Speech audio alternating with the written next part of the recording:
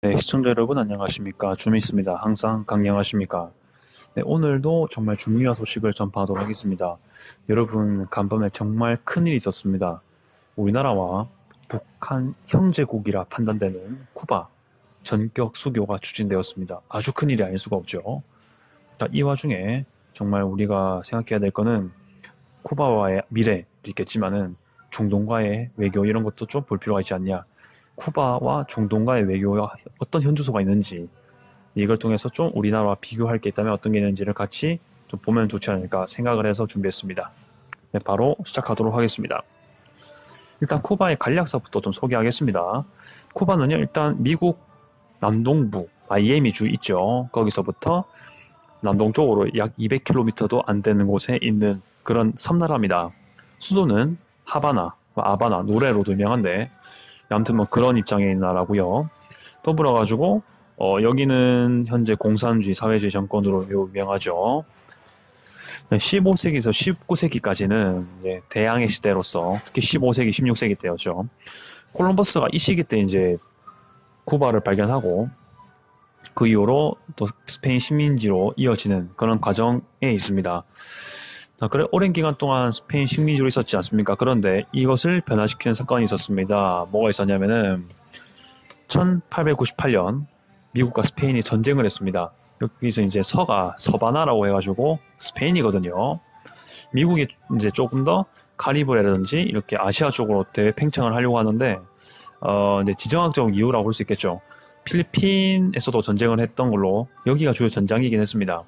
결론적으로는 미국에게 이 쿠바도 그렇고 필리핀도 그렇고 넘어갑니다. 그래서 미국의 실질적인 영향력 강화가 있었고요. 그 다음 40년 이렇게 약 10년간은 군사 쿠데타 정권이 있었습니다. 그것도 좀 기억할 만하고요. 그 다음 이제 40년대가 되면은 바티스타라는 인물이 선거를 통해서 정권 획득하는 그런 역사로 이루어집니다. 네, 1959년이 되면요. 우리가 너무 잘 알고 있는 카스트로. 네, 카스트로가 정권을 장악하게 되죠. 공산 정권이 시작되는 겁니다. 그래서 네, 계속해서 오랜 기간 동안 장기 집권을 하게 되고요. 그 와중에 쿠바의 미사일 위기가 있었죠. 쿠바에 소련이 미사일 기지, 뭐 핵미사일로 있었겠죠. 이런 것들을 네, 이제 설치할 뻔했는데 이제 이게 무산되는 사건, 해프닝으로 끝나게 되었죠. 하지만 이것도 매우 심각하고 냉전에 거의 정점을 찍는 사건이었다라고 볼 수 있습니다. 일단 2008년이 되었습니다. 이때가 되면은 이제 라울 카스트로 친동생이죠. 정권을 장악하게 되는 거죠. 쉽게 말하면 이 형이었던 카스트로가 정권을 넘겨주는 거죠. 사실 좀 많이 연로하다, 늙어서 뭐 그렇게 얘기를 하는데 아무튼 그렇습니다. 자, 그 이후로 2015년에 미국과 쿠바가 극적으로 수교를 하게 됩니다. 이것도 좀 기억해야 할 만한 사건이 아닌가 판단되고요. 물론 2014년부터 좀 그런 움직임이 있었지만은 이제 15년에 뭐 됐고 이제 이어진 걸로 알고 있습니다. 2021년 코로나 이제 사건 이후가 되겠죠. 미겔 디아스 카넬이 정권을 잡게 되는 이런 행보까지 이어지게 됩니다. 쿠바가 예전에 비해서 많이 문화적으로나 여러 면에서 자유화가 돼 가고 있다. 공산 사회주의 정권임에도 불구하고 그런 평가를 받고 있는 거죠. 그렇게 해서 보도록 하겠습니다. 수교에 관한 간단한 코멘트를 해보도록 할까요? 일단은 한류 문화가 좀 더 보급이 강화될 것이다. 이전에도 있었지만은 계속해서 강화가 되지 않을까. 우리나라로서는 나쁠 거 없죠. 이론상으로는 한국 쿠바 간의 노선이 이제 제가 말하는 건 비행기입니다. 이제 연결이 가능하지만은 사실상은 안 되겠죠. 그 이제 외교 관계라기보다는 우리나라에서 쿠바를 포함한 남미로 갈 때는요. 거의 모든 비행기는 미국을 경유합니다. 그래서 미국을 경유하기 때문에 뭐 직항이 생길 일은 없겠지만은 뭐 이론상으로는 가능하다라고 말씀을 드린다는 겁니다. 그만큼 한국 쿠바의 외교 관계가 많이 가까워졌다 이런 것을 좀 보여주는 부분이 되겠습니다. 자, 일단은 저도 이제 남미에서 한국을 왔다 갔다 할 때 미국을 항상 경유했던 기억이 나거든요. 뭐 이제 참고로 해가지고 파나마나 콜롬비아에서 이제 미국으로 넘어올 때 쿠바 영공을 지나갔었는데 정말 예뻤습니다. 시내 작품이라는 느낌이 들었습니다. 자연이 그렇다는 느낌이 잠시 들었던 순간이 있고요. 자, 그리고 이제 한국이 국가로 인식하고 있는 나라 중에 그러니까 승인하고 있긴 한데 이제 수교가 안 된 나라가 유일하게 시리아, 코소보랑 쿠바였다고 합니다. 그런데 이제 쿠바가 수교가 되었으니 시리아, 코소보만 이제 미수교국이고, 그럴수록 역설적으로 시리아, 코소보가 더 부각이 되는 그런 입장이 되는 거죠. 코소보는 네, 그래도 세르비아로부터 분리 독립한 나라인데 그래도 상당히 그 유엔 가입국 중에서 거의 절반 이상의 나라가 코소보를 이제 수교국으로 인정하고 있습니다. 우리는 안 하고 있는 걸로 알고 있지만, 시리아 같은 경우는 내전이 발생해서 그런지 더 수교가 늦어지고 그런 거. 사실 시리아 역시 북한하고 매우 가까운 나라이기 때문에 좀 외교하는 게 좀 어려울 수가 있긴 합니다. 그런 것까지 좀 포함해서 이슈가 된다는 걸 말씀을 드리고요. 북한의 외교 고립이 강화되고 있다는 것까지 좀 볼 수가 있습니다.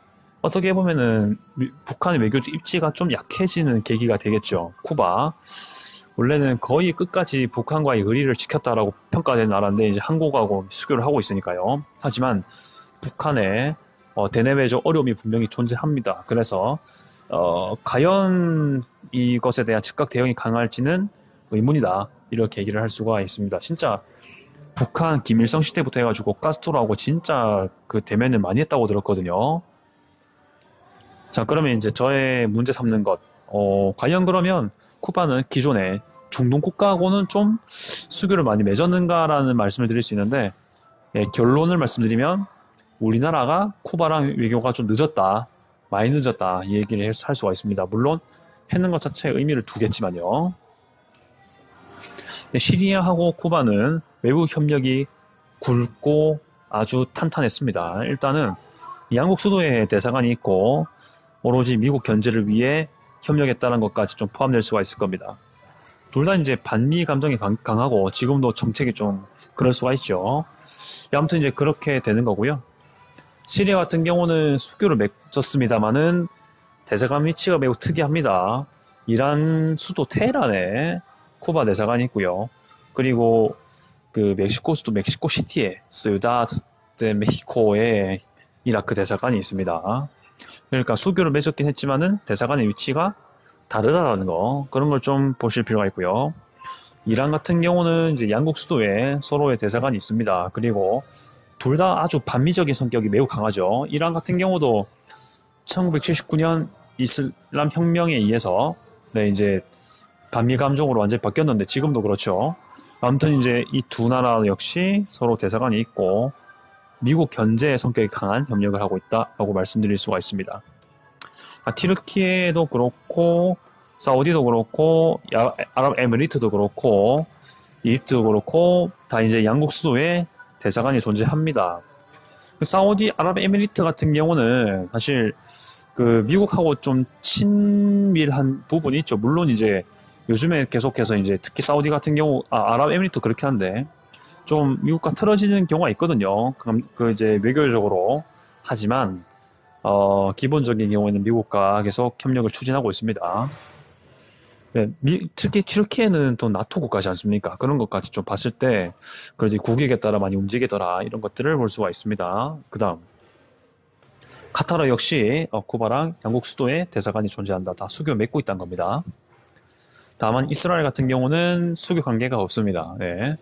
물론 외교적인 노력이 있었고 움직임이 분명히 있었던 걸로 제가 조사를 했는데 일단은 뭐 지금 수교는 안 맺고 있는 상황이고요. 특히 쿠바 같은 경우는 지난달이 아니죠. 작년 10월 7일 그때에 전쟁 시작된 이후로 해가지고 매우 이스라엘을 비난한 걸로 알고 있습니다. 팔레스타인에 좀 더 지지한 입장을 보였었고요. 네, 중동 정치하고도 쿠바는 이렇게 좀 연관이 되어 있다는 것을 좀 말씀을 드릴 수가 있습니다. 그 각국별로 구체적인 사건이 있는데 그것들은 다 설명을 생략을 좀 했습니다. 네, 여러분들의 의견 어떠합니까? 일단 한국 쿠바의 외교 관계에서는 아주 큰 정점을 찍었다 볼 수 있고요. 물론 여러분들 그 뉴스라든지 뭐 언론을 통해 가지고 일 소식들 내막들을 잘 파악하겠죠. 보시면 될 것 같고 우리나라도 이 외교적인 움직임을 위해서 엄청나게 노력했다라는 것을 볼 수가 있을 겁니다. 우리나라 시간으로는 뭐 늦은 밤이긴 하지만은 쿠바는 시간 속으로 우리나라랑 거의 정반대에 있으니까 거기 뭐 엄청 해 떴을 때 이제 수교를 했는 거겠죠. 아무튼 그런 것도 좀 같이 그냥 뭐 참고 삼아 보면 되겠고요. 일단 북한과의 쿠바의 관계가 좀 서먹서먹해질 수 있을 겁니다. 이런 것까지 좀 감안해야 되지 않을까 생각을 하고, 쿠바가 좀 더 이 서방 및 자유진영으로 조금씩 발길을 들이고 있다는 것도 부정할 수 없는 사실이까지 얘기할 수 있을 것 같습니다. 이럴수록 좀 더 이 내막에 대해서 호기심이 생기는, 좀 호기심이 생기는 상황이지 않을까라고까지 생각이 되네요. 자, 급하게 좀 이 영상을 만들다 보니까 좀 많은 내용을 전파하지 못했지만 그래도 제가 중요시했던 것들은 다 전파한 것 같습니다. 여러분들 생각이 있으십니까? 코멘트 다시면은 서로 교류하면 좋을 것 같습니다. 끝까지 시청 감사드리고요. 이상 주미스TV였습니다. 아디오스.